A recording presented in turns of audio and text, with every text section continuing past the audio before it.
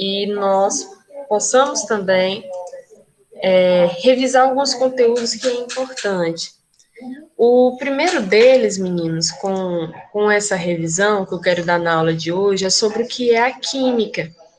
E a química vai ser a ciência que ela estuda os materiais, né? Esses materiais, eles podem ser em diferentes estados, esses materiais, eles estão no nosso cotidiano, e a química, ela vai buscar saber do que eles são feitos, que transformações eles podem acontecer com eles. Por exemplo, se eu tiver uma barra de ferro, né, meninas? Geralmente, com ferro, eu posso fazer ele de vários instrumentos diferentes. Por exemplo, o que é que vocês sabem que a gente faz, que a gente tem por objeto que tenha ferro? Que o homem utiliza com ferro? Que exemplos vocês poderiam me dar?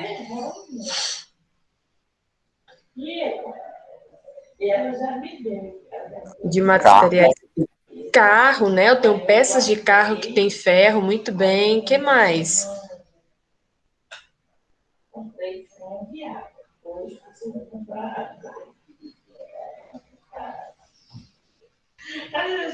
Eu tenho estantes, né? Eu tenho um martelo.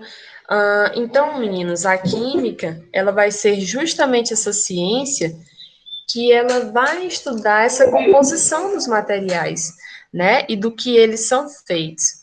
Mas antes disso, eu quero conversar com vocês sobre.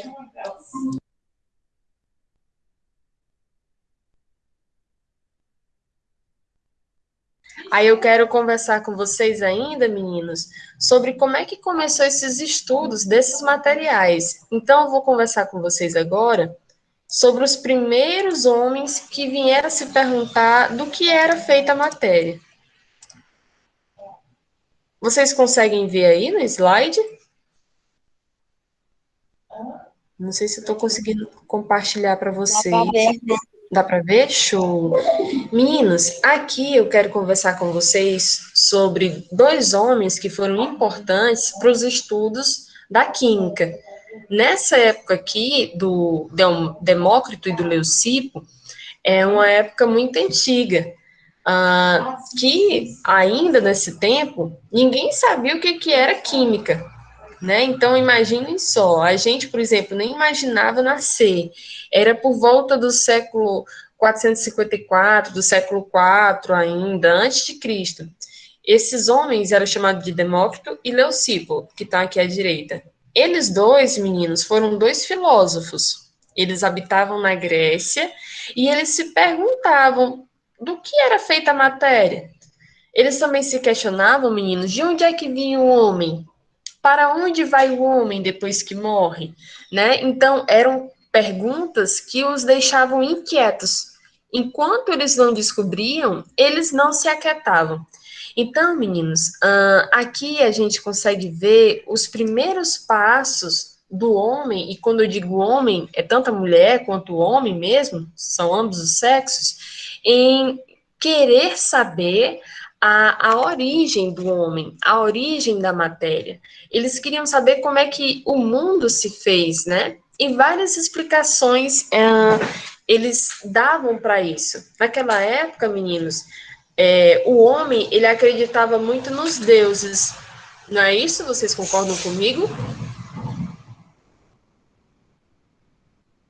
De que o mundo, né, o universo, tinha sido feito pela criação de Deus? Exatamente, muito bem. Então, eles acreditavam que, por exemplo, se um raio caísse da Terra, eles acreditavam que quem tinha enviado aquele raio era um. Podem falar sem medo, viu? Era um Deus. Então, naquela época, tudo isso eles acreditavam que tinha vindo de uma única coisa, de Deus. Deus tinha formado o homem, Deus tinha formado a terra, o fogo, a água, o ar, né? Mas ainda assim, com o passar do tempo, eles queriam ainda saber um pouco mais, né? Tiveram homens, como por exemplo Demócrito, que acreditavam que a matéria ela era composta por um único elemento e que esse elemento é que fazia todas as coisas. Demócrito também compartilhava da mesma ideia com Leucipo, que é esse homem que está aqui à direita, parece que ele está segurando um papel, não é? Então, Leucipo, ele acreditava também que a matéria era composta por um único elemento. Passado o tempo, veio um outro filósofo, menino, chamado Aristóteles. Aristóteles veio um pouquinho de tempo depois dele, certo? E eu gostaria que vocês pudessem ler para a gente aqui esse primeiro parágrafo do TD, que vai falar um pouco mais sobre Aristóteles. E aí é bom, meninos, porque a gente consegue participar da aula, né? Para não ficar só eu falando, né? Não ficar aquela aula monótona. Aí eu queria que vocês pudessem ler, ó. Eu vou já mostrar para vocês aqui o parágrafo. Vou aumentar aqui a letra. Então, aqui a gente falou dos filósofos gregos, falamos de Demócrito e Leucipo, habitavam na Grécia, né, como a gente estava conversando. E aí eu queria que alguém pudesse ler esse parágrafo quando ele fala de Aristóteles. Quem é que poderia fazer a leitura? Só daqui até aqui, ó. Eu posso? Pode, por favor. Essa hipótese não foi bem aceita. A ideia de matéria contínua, como você verá adiante na teoria de Aristóteles, proposta por outros filósofos, ia ao encontro dos anseios da época, pois atribuía ao universo uma ordem e uma simplicidade básica, sobre as quais era possível exercer certo domínio. Pronto, muito bem, Marcos. Então, com o tempo, meninos, essas hipóteses, o que é hipótese, professora? É uma possível explicação de um problema. Mas, professora, que problema que eles tinham? Ora, eles queriam saber do que era feita a matéria. Então, era algo que eles buscavam responder essa pergunta para esse problema. Então, Demócrito e Leucipo tinham a ideia dessa matéria que era composta por um único elemento. Então, com o tempo, Aristóteles, ele criou uma outra teoria. E essa teoria de Aristóteles diz o seguinte: assim, algum tempo depois, Aristóteles, 384 a 322 anos de Cristo, reconhecido até hoje como um dos mais importantes filósofos da humanidade, com base nas ideias desses outros filósofos, levantou a hipótese de que toda matéria seria formada por uma única essência, baseada em 4 qualidades primárias. Quais são elas, meninos? Vocês podem dizer?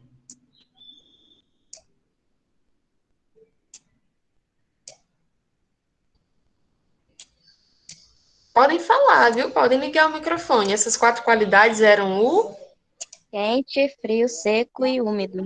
muito bem, que se combinavam, meninos, segundo Aristóteles, né, aos pares. O que quer dizer aos pares? Como se fossem duplas. Então, vamos dizer que, por exemplo, o Vinícius fosse o quente, né, e a Noeli o frio. Então, quando vocês se combinavam, formavam um outro elemento. Que elemento é esse, professor? Ora, quente e frio formariam o ar. Mas vamos supor que a Noeli ainda continuasse com o quente e eu fosse o seco. Então, a gente ia, nesse caso, formar um outro elemento químico também, né? Esse outro elemento químico já iria ter um outro nome. Olá, bom dia, bem-vindo. Então, quero colocar aqui na tela inteira de novo para vocês verem aqui o que a gente está lendo. Então, na proporção, meninos, que esses elementos quente, frio, seco e úmido iam se formando, né, eles iam também formando outros elementos químicos. Bem-vindo, Marcos e Elvis, tá? Eu vou aproveitar, meninos, vou fazer a chamada logo de vocês, tá bom? Fazer a chamada, porque a participação de vocês vale pontos, tá? Para nossa disciplina. Para nossa disciplina de Química, tá? Então, vou colocar aqui Elvis. Elvis é do segundo ano A, né? Me corrijam aí, meninos, depois se eu tiver errada. Tem o Marcos Vinícius. Quem quiser ir botando no chat, me ajuda, tá? O Marcos Vinícius Fernandes, segundo ano B. Tem um outro Marcos Vinícius. O outro Marcos Vinícius é do C, não é isso? É, Pronto. A Noeli, que é do B. Quem mais? A Maria Clara. Maria, depois tu bota aí tua turma, por favor. A Maria Clara, segundo C, vi agora. Tem o Bruno Almeida, que é do segundo ano A, né? Então, 1, 2, 3, 4, 5, 6. Deixa eu ver se eu coloquei todo mundo aqui. 1, 2, 3, 4, 5, 6. Pronto, tá tudo certinho. Bruno, Elvis, Marcos, Maria e Noeli. Vamos continuar aqui com o nosso assunto. Então, meninos, eles acreditavam que a união desses elementos seco, quente, frio, seco e úmido, né, eles iriam formar outros elementos, que no caso aqui, quem é que poderia ler?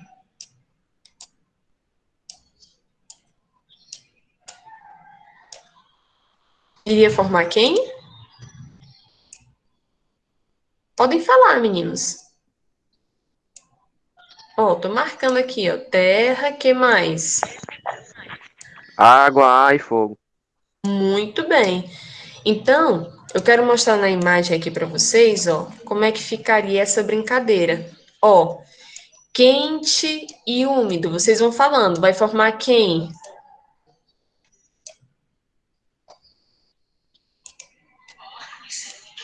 Quente e úmido forma o? Ar, Muito bem. Úmido e frio. água, Já o frio e seco vai formar quem? terra, Muito bem. E o quente e o seco vai formar quem? fogo.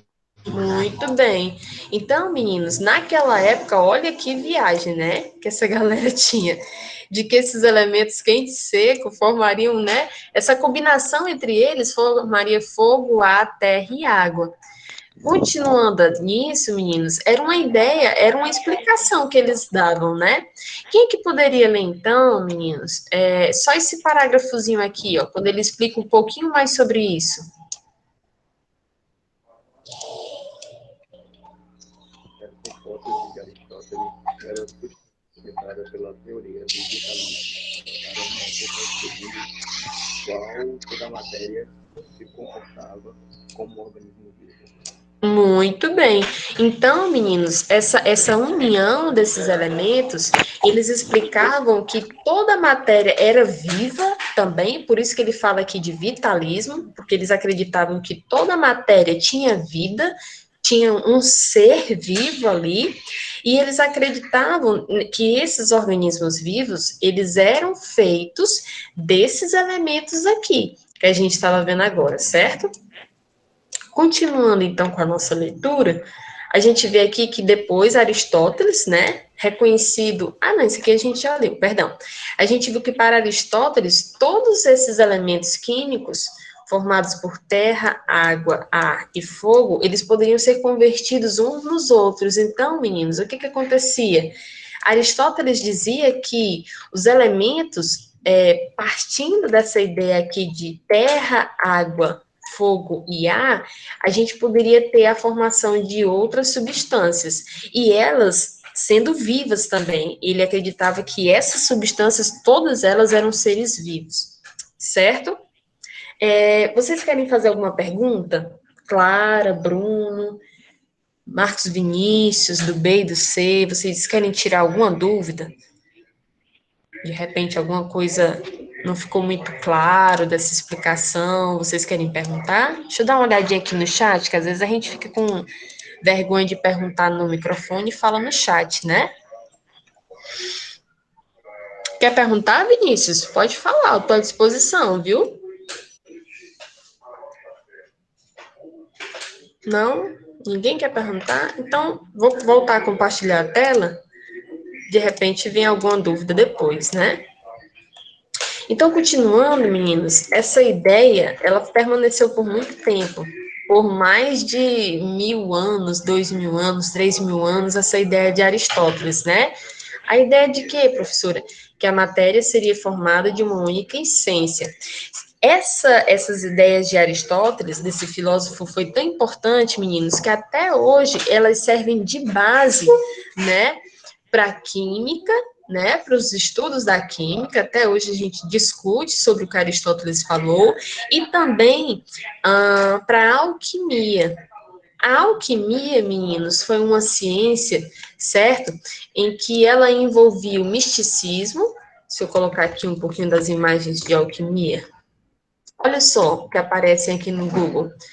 A alquimia foi uma ciência que ela surgiu entre o século XVI e XVII, meninos. A gente está dando agora um salto no tempo em que a gente saiu do período de Aristóteles, que era dos séculos 400, 300, que a gente viu, e agora a gente está no século XVI, XVII, né? De 15 a 17, em que ela misturava o misticismo. Por que o misticismo? Ora, porque os homens dessa época, meninos, eles eram muito místicos, eles acreditavam nos demônios, né, nos anjos, em entidades, né, e muitos deles faziam invocações dessas entidades. Inclusive, há quem diga, né, que eles tinham envolvimento com entidades malignas e etc, né? Enfim, isso na época era muito mal visto. Até hoje isso é muito mal visto, né? Os alquimistas na época, meninos, eles eram tidos como bruxos e eles eram perseguidos e mortos. Então, naquela época, o que eles faziam, meninos? Eles criaram sociedades secretas. Eu acho que vocês já devem ter ouvido falar sobre isso, não? Alguém já ouviu falar sobre sociedades secretas? Não? Ninguém? Algumas dessas sociedades, meninos, que a gente pode citar, que tinha na época, era a Sociedade Rosa Cruz, né, em que dentro dela tinha esses alquimistas. Esses alquimistas, meninos, o que eles faziam? Eles faziam a transformação da matéria. Como, professora? Ora, se a gente for ver aqui, meninos, na imagem, ó, a gente vê vários vidrinhos, né? Alguns potinhos, a gente vê aqui uma balança. Não é isso? Acho que alguém está falando, o Elvis colocou sim. Marcos, tu quer falar alguma coisa? Não? Se quiserem falar, podem falar, meninos. Tenham vergonha não, tá bom? A gente está em casa para trocar ideia mesmo. Às vezes vocês sabem de alguma coisa e eu não sei, isso é bacana a gente trocar ideia. Então, os alquimistas, meninos, eles iam em busca das transformações da matéria. E o que eles queriam transformar? Quero mostrar para vocês aqui, no slide, o foco da alquimia, né? O foco da alquimia, meninos, era a busca do ouro e do elixir da longa vida. Então, eles tinham uma ideia de que como a matéria, né, segundo Aristóteles, eles já tinham essa ideia de que como a matéria era feita de um único elemento, eles podiam pegar qualquer matéria e transformar em outra, já que era ainda do mesmo elemento. Então, partindo disso daí, é que eles buscavam transformar toda a matéria em ouro, né? Ora, o ouro naquela época muito valorizado, até os dias de hoje ainda é. Então, eles tinham essa ideia de que podia haver essa transformação da matéria em ouro. Os alquimistas, meninos, também, eles deixaram por herança alguns instrumentos que até hoje a gente utiliza nos laboratórios de química. Por exemplo, aqui na imagem, o que vocês conseguem notar? O que vocês conseguem ver dessa imagem aqui?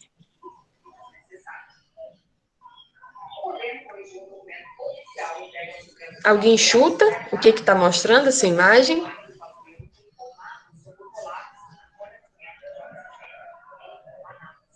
Por exemplo, isso daqui, ó, vocês acham que é o quê?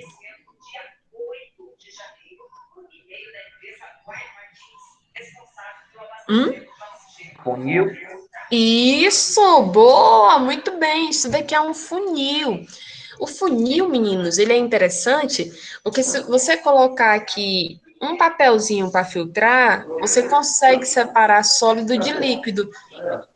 quase, o processo é muito parecido quando a gente vai fazer café. A gente separa o pó do café e tira só o líquido. Então, o funil, meninos, também era um instrumento utilizado pelos alquimistas. Foi o que eles deixaram para nós, químicos, até hoje. Aqui a gente também vê um instrumento, meninos, que ele é utilizado para separar líquido de líquido. Se você colocar fogo aqui, certo? O calor vai aquecer esse líquido, que vai começar a subir e vai começar a se condensar bem nesse cano aqui, e você pode, em um outro recipiente, receber o outro líquido. Então, os alquimistas, meninos, eles deixaram essa herança para a gente. Ou seja, tem muito instrumento que a gente utiliza até hoje na química, né? Que foram os alquimistas que acabaram deixando a gente para nossa herança, né? Ou seja, esses homens sabendo que podiam utilizar disso, de transformar a matéria, né? Eles acabaram registrando isso em papéis, em pergaminhos, e depois, com o tempo, essa cultura, esse conhecimento foi passando de geração em geração. Ainda nesse tema, meninos, eu quero conversar com vocês sobre os alquimistas, que além deles terem deixado esses instrumentos de trabalho, eles também acreditavam nesse conceito aqui, ó, da pedra filosofal. Quem é que poderia ler esse ponto 1?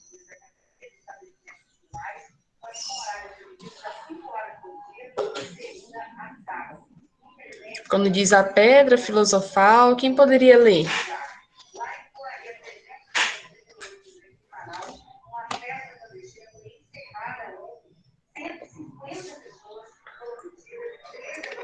Pode ser a Noeli? Noeli, tu poderia ler esse ponto, por favor? Segundo os preceitos alquímicos, essa pedra seria um objeto capaz de transformar todo e qualquer metal em ouro. Muito bem, Noeli. Então, o que eles faziam? Eles iam em busca dessa pedra filosofal. E, para isso, eles tinham como uma espécie de receita, meninos. Você tinha que pegar o metal cobre, né? E tinha que ser numa certa hora do dia. E tinha que passar por um processo de queima, né? De calor, para poder transformar a matéria, até que a gente pudesse obter essa pedra filosofal que pudesse transformar qualquer outro metal em ouro, como a Noeli bem leu aqui. Então, meninos, os alquimistas, eles tinham essa busca, né? Por quê? Porque eles acreditavam, nos astros, eles acreditavam nessa composição da matéria, né? Que era feito tudo de uma mesma essência, onde esse conceito veio da filosofia, né? Ou seja, de Aristóteles, os filósofos gregos como Demócrito e Leucipo. Então, é por isso que a gente diz que a alquimia é essa prática voltada a essas transformações da matéria, que ali, ou seja, que ela junta diferentes ciências. Ela junta a química, porque ela utilizava desses instrumentos, né, para transformar essa matéria e estudar as reações que aconteciam na matéria. É uma ciência, a alquimia, que misturava também a física. Por que a física? Ora, porque os alquimistas eles sabiam que eu poderia transformar a matéria dando ela energia. Energia de que forma, professora? Na forma de calor, quando eles utilizavam o calor para poder acontecer as reações químicas. A alquimia também misturava a astrologia, porque eles acreditavam nos astros. Se vocês forem de novo olhar aqui nas imagens, meninos, ó. Olha o que a gente consegue notar nessa imagem, por exemplo. Que tipos de astros vocês conseguem ver?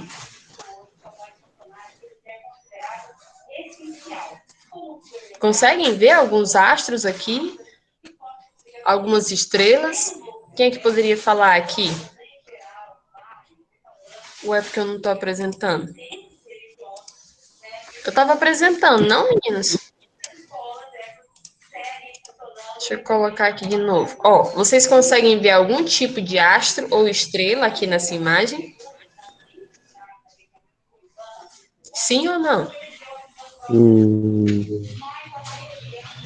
Podem falar. Sim, né? Não? O Sol. Sol, exatamente. Qual o outro astro que a gente tem? Só o Sol? A lua. A Lua também. Então, por que que eles acreditavam nisso, meninos? Porque naquela época, como eles eram muito místicos, eles acreditavam também na influência dos astros, né? Então, o que que eles acreditavam? Que, por exemplo, uma certa transformação da matéria, ela não poderia acontecer em qualquer hora do dia. Tinha um ponto do Sol ou um ponto específico da Lua, né, em que essas reações elas poderiam acontecer. Eles acreditavam no momento propício, no momento mais favorável. Então, para isso, o que que eles usavam? Da ciência da astrologia, que é baseada no movimento dos astros, o movimento do Sol e o movimento da Lua. Até hoje, meninos, a gente vê muito isso ainda quando você, por exemplo, vai olhar um signo, né? Tem gente que gosta de horóscopo, não é? Vocês gostam de horóscopo aqui? Tem alguém que gosta de horóscopo, de signo aqui? Não? Ninguém gosta de signo, de horóscopo? Até hoje, a gente consegue ver essa influência dos astros, né, dos signos, quando a gente vai, por exemplo, olhar o nosso horóscopo. Você sabe que uma pessoa ela é de Gêmeos ou ela é de Sagitário por conta do dia dela em que ela nasceu, né, e a influência do astro do Sol, né? Ou seja, o seu signo astral está intimamente ligado ao Sol. Então, até hoje, essa ciência ela está presente no nosso dia a dia. E os alquimistas, eles também acreditavam nisso. Bem, além da astrologia, falamos da filosofia, eles também tinham influência da arte, né? Por conta que eles utilizavam muito as pinturas para registrar isso. Vocês conseguem ver essa questão das pinturas, meninos? Quando vocês olham, por exemplo, com uma imagem como essa daqui, ó. Tinha que ser um pintor para fazer essa representação dos alquimistas, ou essa pintura bem aqui, ou ainda essa daqui. Deixa eu ver se eu consigo mostrar outra. Pronto, essa daqui, meninos. Olha essa pintura. Essa pintura é muito antiga. Não concordam comigo? Então, eles também acreditavam na arte, né? Na música, na pintura, no teatro, etc. Então, a alquimia, resumindo, ela reúne todas essas ciências em uma só. O segundo ponto da alquimia, meninos, a gente vê bem aqui, ó. Quem poderia ler? Quando ele fala o elixir da longa vida.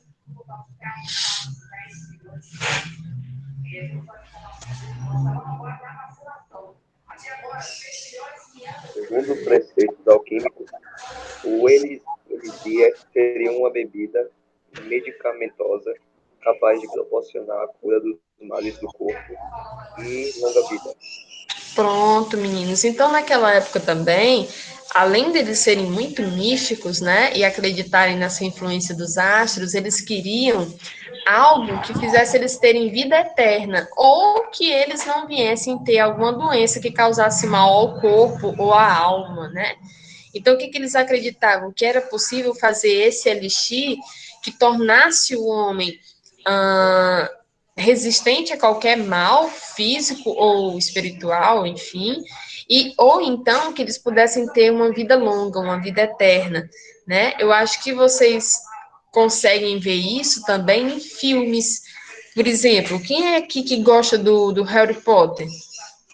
Alguém aqui gosta do segundo A, B ou C do Harry Potter? Já leu algum livro, algum filme? Olha, acho que alguém falou no chat. Deixa eu dar uma olhadinha aqui. Não? Ninguém falou no chat? Ou foi o Elvis que colocou sim? Naquela saga do Harry Potter, né? Pronto, o Elvis colocou sim, né? Eles falam no primeiro filme, né, sobre o alquímico, né, o alquimista Nicolau Flamel. A gente vê até ainda no filme, né, se ninguém assistiu Harry Potter, eu acho que eu tô dando spoiler, né, mas a gente vê também no filme que, por exemplo, Lord Voldemort, né, ele busca essa pedra filosofal a fim de que ele não viesse a morrer, né? Então, vejam, meninos, como a alquimia essa ciência, ela deixou marcas não só para a química, mas até nos filmes também, eles gostam de representar isso, e ainda de mostrar para a gente, ou seja, foi algo realmente muito importante.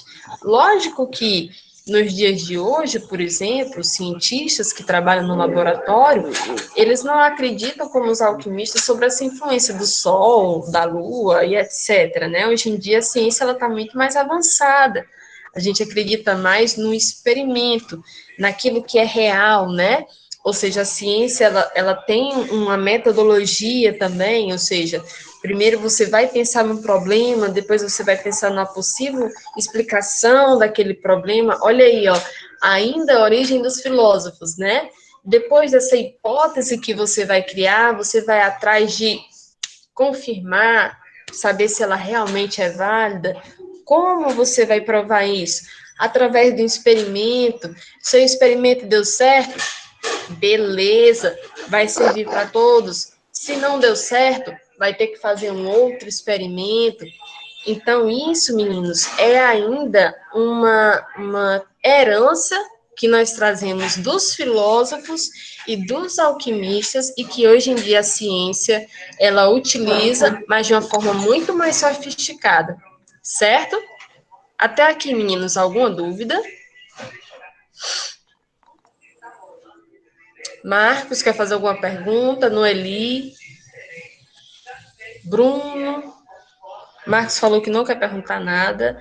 Elvis, quer fazer alguma pergunta? Clarinha? Luiz Henrique? Elvis, deu para entender, que legal. Luiz Henrique, vou colocar teu nome aqui na chamada. Então, meninos, tendo entendido essa parte, a gente ainda vê outros cientistas que eles ainda pegaram essas ideias, esses filósofos. Eu vou agora, meninos, fazer um salto com vocês do século XVII, a gente vai agora para o século XVIII e XIX. A gente vai agora conhecer um outro cientista que se chamava John Dalton, certo?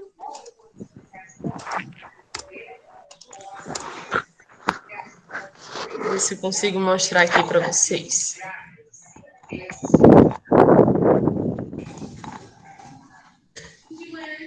John Dalton, meninos, ele ainda, isso aqui são imagens dele, tá? Ele ainda pegando essas ideias do Demócrito, do Leucipo, né, e do Aristóteles sobre a matéria, ele continuou também seus estudos sobre a matéria. Ele concordava com Aristóteles ao dizer que a menor parte da matéria ela é chamada o átomo. Se lembram que a gente falou na semana passada sobre o átomo? Sim ou não? Sim. Pronto. Então, o átomo, para eles, era a menor parte da matéria. Se eu pegasse a matéria e a dividisse em pedaços cada vez menores, eu ia chegar a um ponto que eu iria encontrar o átomo. Então, o átomo, para Dalton, ele era indivisível. Isso quer dizer o quê? Quer dizer que eu não poderia dividi-lo mais. Ele era indestrutível. O que significa alguma coisa indestrutível?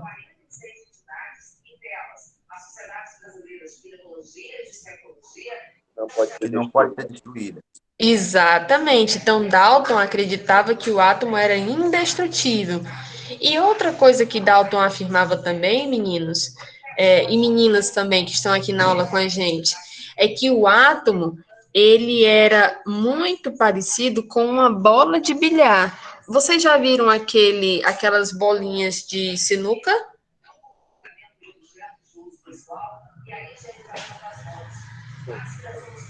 Pronto. Uma bola de sinuca, ela parece com essa bolinha azul. Ela tem esse formato de esfera e você vai atrás de tacar uma bolinha na outra, elas não se quebram, né? E elas não têm espaços vazios, meninos. Você vê que uma bolinha de sinuca, ela é toda preenchidinha, não tem espaço dentro dela. Ela é toda, como é que eu poderia dizer? Preenchida mesmo. Então, para Dalton, o átomo era como uma bola de bilhar, indestrutível, indivisível, maciça, né? Não tinha espaços vazios, e Dalton afirmava que elementos, como a gente estava vendo aqui, elementos químicos diferentes, eles também iriam ter propriedades químicas diferentes. A diferença, meninos, de Aristóteles, que acreditava nos elementos como fogo, ar, terra e água, para o Dalton do século XIX, é que Dalton já sabia, por exemplo, de elementos como o hidrogênio. Nessa tabela aqui, a gente consegue ver melhor. Ó,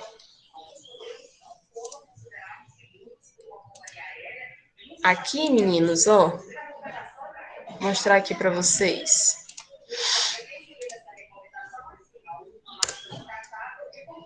Nessa imagem, a gente consegue ver melhor os elementos segundo Dalton, tá? Olha só, meninos, vou tentar aumentar aqui. Então, segundo Dalton, a gente já tinha elementos e como ele estudava, meninos, ele queria isso registrado. Ele queria que outras pessoas pudessem também. Bem-vinda, Sara, bom dia. Ele queria que outras pessoas também pudessem vir a conhecer os elementos. Então, para Dalton, ó, para cada elemento químico a gente tem uma representação. Por exemplo, para o oxigênio, ele representava apenas com um círculo, né? O hidrogênio, meninos, já era um círculo com o quê no meio?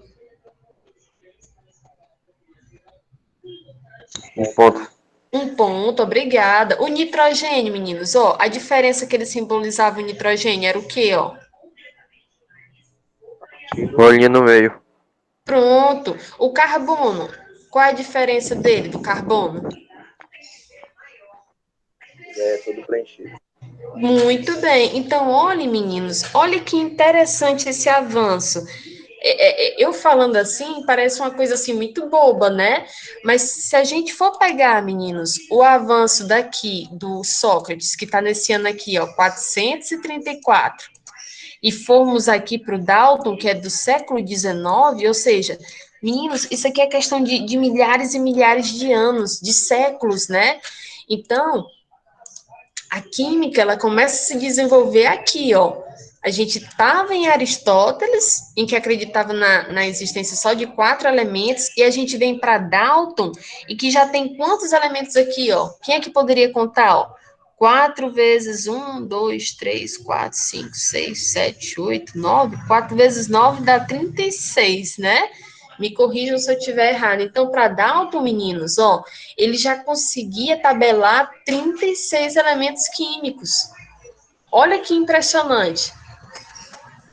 Então, é a partir daqui que a química ela já começa a avançar os seus estudos. Mas não para com Dalton, meninos. Falta 20 minutinhos para a nossa aula acabar. Vou tentar ser mais breve aqui nas minhas palavras.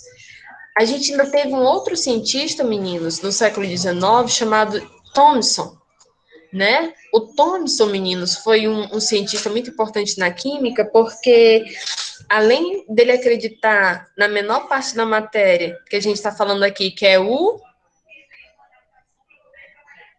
Quem é a menor parte da matéria que a gente está falando? Começa com A, termina com tom. Hã? Isto. Além do Dalton, Thomson também acreditava que a menor parte da matéria era o átomo. Mas, professora, qual é a diferença deles dois? Ora, a diferença é que Thomson acreditava que o átomo, ele não era indestrutível. Thomson, meninos, conseguiu provar que o átomo ainda podia ser dividido em partes ainda menores. Olha aí a Cibele chegando. Bem-vinda, Cibele. Então, Thomson, meninos, acreditava que o átomo era feito por partículas positivas e negativas. A gente falou nas aulas passadas, vocês se lembram? Quem se lembra do nome das partículas positivas? Ele chamava de quê? Esses pontinhos aqui, ó, de sinal positivo. Quem é que se lembra o nome? Ninguém falou no chat, ninguém falou no microfone. Começa com pró, termina com tons. Ah, falaram aqui no chat, ó, a Cibele falou prótons, muito bem, Cibele. E as partículas negativas desse tracinho aqui, quem é que se lembra o nome? Prótons são as positivas. Isso, elétrons, Sibeli. Gostei, meninos. Estou orgulhosa de vocês. É isso aí. Então, meninos, Thomson ele conseguiu provar que o átomo era divisível, sim, em prótons e elétrons. Mais tarde, meninos, outro cientista chamado Rutherford, ele fez outros experimentos e Rutherford descobriu que essas partículas negativas, elas ficavam circulando ao redor do átomo. Assim como os planetas giram ao redor do Sol, os elétrons giravam ao redor do núcleo do átomo. Professora, o que é que tinha no núcleo, segundo Rutherford? Rutherford acreditava que no núcleo do átomo a gente ia ter os prótons, que são as partículas de carga positiva, como a Cibele se lembrou bem, e os nêutrons. Como o nome já diz, meninos, os nêutrons, eles não são nem positivos, nem negativos. São partículas neutras, não possuem carga. Então, Rutherford afirmava isso. Até, meninos, a gente chegar num outro modelo para o átomo, o modelo de Rutherford-Bohr. Esse modelo, meninos, ficou conhecido de Rutherford-Bohr porque Bohr foi um outro cientista que, observando esse modelo aqui de Rutherford, falou assim, tem alguma coisa que não está batendo. Era como se eu tivesse afirmado, meninos, que o átomo era igual a um sistema solar, em que os elétrons giram ao redor do núcleo, e a Cibele pegasse e falasse assim, Catarina, não tá legal esse teu modelo de estudo aí. Tem alguma coisa errada, a gente tem que mudar. Então, para a Cibele falar isso, ela tinha que provar. De que forma? Ela iria fazer um experimento. Então, meninos, Bohr fez a mesma coisa com Rutherford. Bohr falou assim, Rutherford, esse seu modelo aí, ó, rapaz, a gente tem que mudar alguma coisa aí, sabe por quê? Porque esses elétrons, se eles ficarem girando ao redor do núcleo, vai chegar uma hora que eles vão se chocar, porque negativo com positivo, eles fazem o quê, meninos? São cargas opostas, não é? Cargas opostas, elas se atraem ou se afastam? Atrai. Se atraem, muito bem. Então, foi isso que Bohr falou para o Rutherford. Eles vão se atrair e vai chegar uma hora que elas vão colidir. Elas vão girar, girar, girar, chegar a um ponto que elas vão se chocar uma na outra, né, Elvis? Então, quando elas se chocarem, a matéria iria acabar. Então, Bohr falou assim, não faz sentido. Como é que pode? Eu ter duas cargas que vão se chocar e uma hora que vai, nesse choque, elas vão se acabar, o átomo não vai mais existir, então não iria ter matéria. Então, Bohr, meninos, o que foi que Bohr propôs? Ele propôs um novo modelo de estudo. Assim como eu estava falando com o exemplo da Cibele, né? Então, o que foi que o Bohr fez, meninos? Vou mostrar aqui para vocês. Ele propôs esse modelo aqui, meninos, para o átomo, em que eu continuo com o núcleo, meninos, vai continuar tendo partículas positivas, que são os prótons, e as partículas neutras, que são os nêutrons. Até aqui tudo bem? Alguma dúvida? Alguma pergunta, Elvis? Cibele? Clarinha, quer perguntar alguma coisa? Marcos? Tá dando para acompanhar?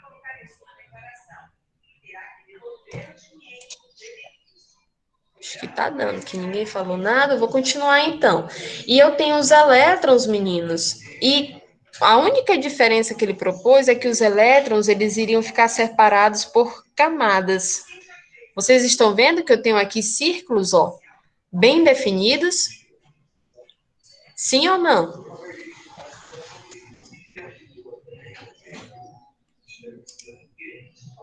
Será que é minha internet que caiu? Não estou mais vendo as respostas de... Ah, a Sibeli colocou sim, o Elvis sim. Pronto. Sei que tinha sido minha internet que caiu. Então, meninos, ó, cada camada dessa eu vou ter uma quantidade de elétrons bem definidas. Quem foi que falou isso, professora? Bohr. Bohr falou que os elétrons, eles iriam ficar nessas camadas diferentes e que eles não poderiam sair. Eles só iriam sair, menino, se eu fornecesse uma energia. Ah, aí sim, os elétrons poderiam mudar de uma camada para outra, se eu fornecesse energia. Mas ainda assim, eles iriam querer voltar para a camada que eles estavam, porque é mais estável, né? Ou seja, eles queriam voltar para o cantinho deles. Quando eles voltassem, meninos, eles iriam liberar aquela energia que eles receberam na forma de luz. Esse fenômeno, meninos, é tão verdade que a gente utiliza nos dias de hoje nos fogos de artifício. Ó, vou mostrar aqui para vocês. Os fogos de artifício, meninos, eles têm substâncias químicas lá dentro, certo? A gente vê aqui nas imagens que todos eles têm cores diferentes, e a gente já sabe, né? Geralmente a gente utiliza em quais festas fogos de artifício? Quem é que poderia dizer? De ano. Fim de ano, né? Às vezes no São João a gente também solta fogos, né? E quando a gente vê é uma explosão de cor. Meninos, essas cores são justamente os elétrons dos elementos químicos que, quando liberam energia, eles liberam na forma de luz. A diferença das cores está na diferença dos elementos químicos. Cada elemento químico vai soltar uma cor diferente. Por exemplo, a cor amarela, meninos, quer dizer que o elemento químico que está ali é o sódio. O sódio, meninos, quando ele libera essa energia desses elétrons, ele libera na forma de luz. Essa luz, ela é amarelinha. O cobre, meninos, como é um elemento químico diferente, a luz dele também vai ser diferente. Então, ele já libera num tom mais verdinho. A gente tem uma lista disso, meninos, que vocês podem ver depois, ó, nesse site aqui, ó. Deixa eu ver se eu consigo colocar aqui. Fogos de artifício, Brasil, escola. Eu amo esse site, meninos.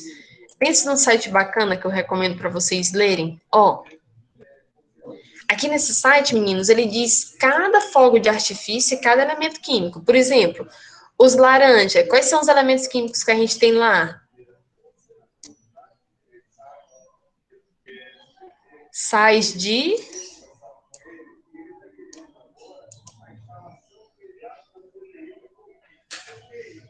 cálcio, né?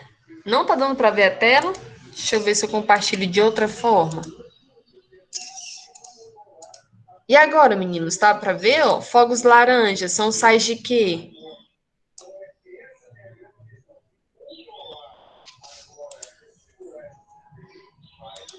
Ah, agora sim, né? São sais de cálcio. Quem é que poderia ler os fogos em vermelho?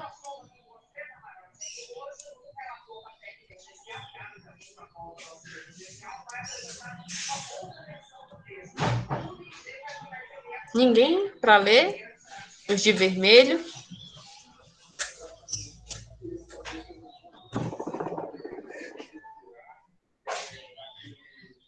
Exato, né? São sais de estrôncio, né, e de lítio. O amarelo é da queima do sódio, como a gente estava falando. O prata, quem é que poderia ler? Pode ler, Noeli, para a gente?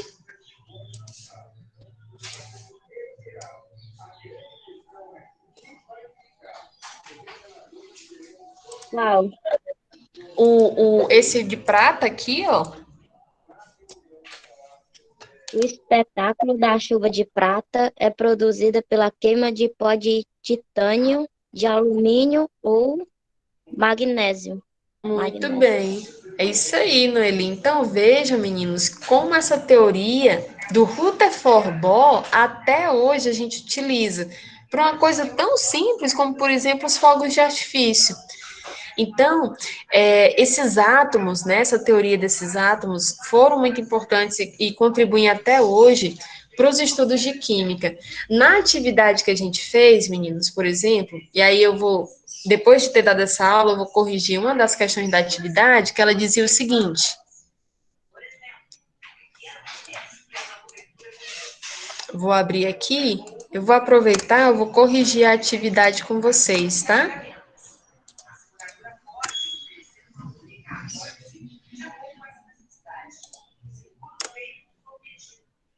Apresentar aqui a tela. Compartilhar. Vocês conseguem ver a atividade? Sim ou não? Sim. Pronto. Então, meninos, tinha uma pergunta que falava sobre isso, acho que vocês estão lembrados. Ela falava o seguinte: sabe-se que os prótons, formam juntamente com os nêutrons o núcleo atômico. Partindo disso, a natureza da carga elétrica ora, se ele está falando de prótons, meninos, a gente viu que os prótons têm carga positiva ou carga negativa? Positivo. Muito bem. Se é positivo, a gente vai simbolizar com um sinalzinho de mais. Então, qual é o item correto? B. B, exatamente. O item A está errado porque ele está dizendo que o símbolo é o menos, né? Por que o item C está errado? Porque a carga elétrica não é negativa, ela, na verdade, ela é positiva,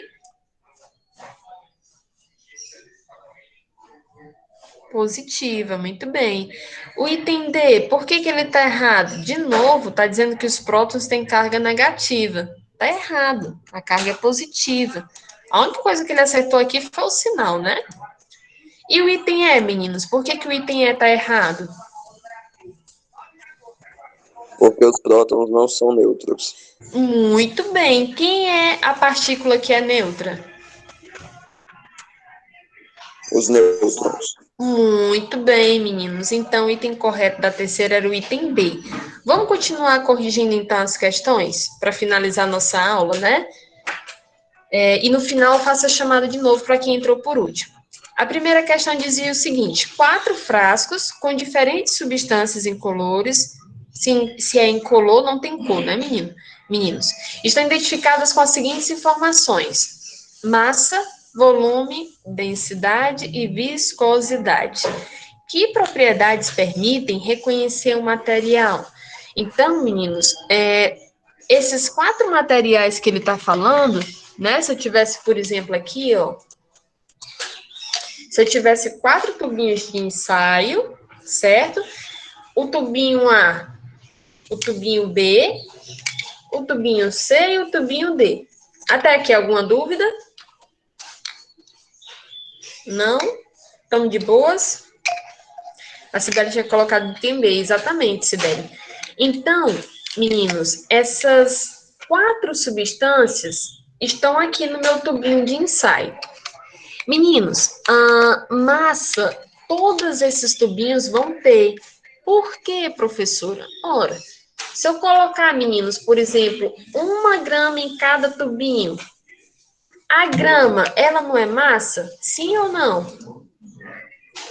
Sim. Grama? Sim, pronto, Elvis, a grama é uma massa. Então, se eu colocar massa em cada um desses tubinhos, todos os 4 cubinhos vão ter o quê?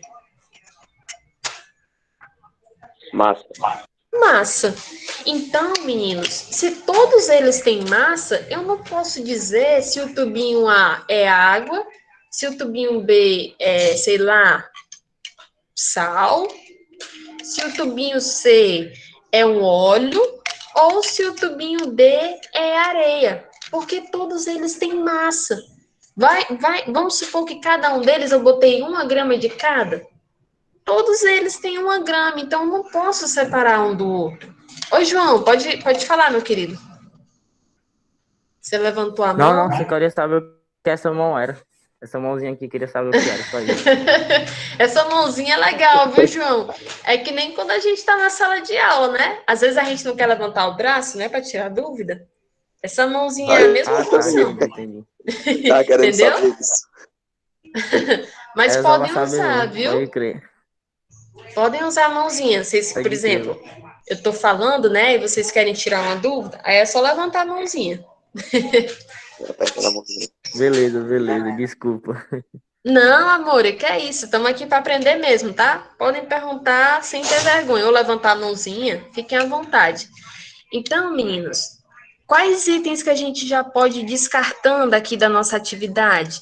Ó, a gente já pode ir descartando o item A, quando ele fala de massa. Qual outro item que a gente pode descartar? O item B.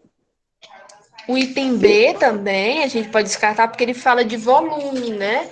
Ora, meninos, volume também é uma propriedade geral. Ou seja, os materiais, eles possuem volume. Professor, ainda não entendi. Ó, a senhora pode explicar de outra forma? Posso, sim. Meninos, me digam quantos ml tem em cada tubinho? Chutem aí uma quantidade de ml. Pode dizer qualquer número. Pode falar, sem medo, qualquer número. 20, pronto, a Sibeli colocou 20 ml, né? Então, vamos supor, meninos, que em cada tubinho eu coloquei aqui uma substância, um vinagre, 20 ml de vinagre, 20 ml de água, 20 ml de ácido clorídrico e 20 ml de hidróxido de sódio. Essas substâncias, das 4 que eu falei aqui, talvez vocês só conheçam o vinagre e a água, não é verdade? Mas a gente sabe que o vinagre e a água, eles não têm o quê? Cor.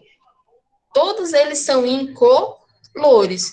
Professora, se todos eles não têm cor, e se todos eles têm o mesmo volume de 20 ml que a Sibeli colocou aqui, como é que eu vou saber que um é água, que um é vinagre, que um é um ácido, que um é hidróxido de sódio?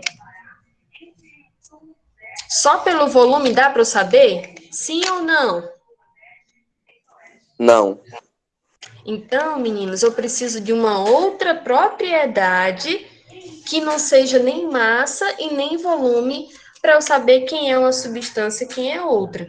Sendo assim, meninos, já que eu sei que nem volume e nem massa é uma boa propriedade para diferenciar o material, eu já posso ir descartando quais itens?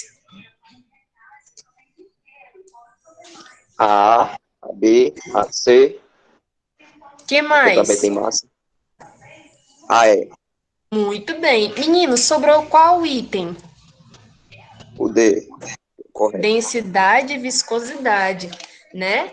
E é isso, meninos. Vai ficar faltando para eu corrigir com vocês, ó, a segunda questão. A terceira nós corrigimos quando falou de prótons. Vai ficando eu corrigir a quarta e a quinta questão, tá bom?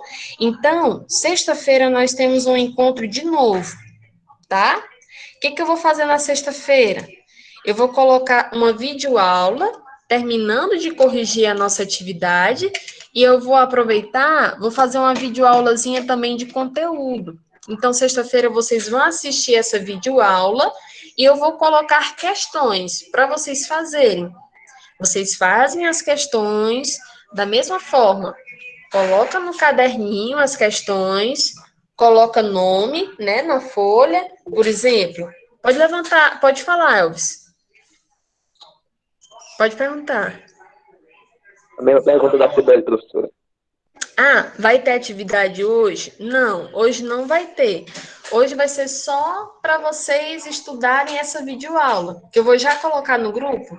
A nossa aula está sendo gravada, eu vou já colocar no grupo. O que vocês vão fazer? Vocês vão depois, na sexta-feira tem atividade, tá? Vocês assistem o vídeo, fazem a atividade no caderno. A professora precisa copiar a pergunta? Só o item, mas não me entreguem assim, não, ó. 1A, 2B. Eu fico pensando que vocês não estão nem estudando desse jeito.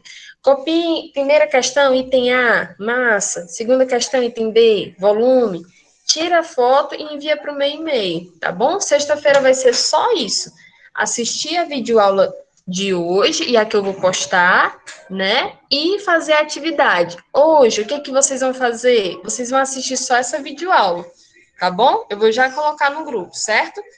A nossa atividade de hoje é vocês assistirem essa videoaula, tá certo?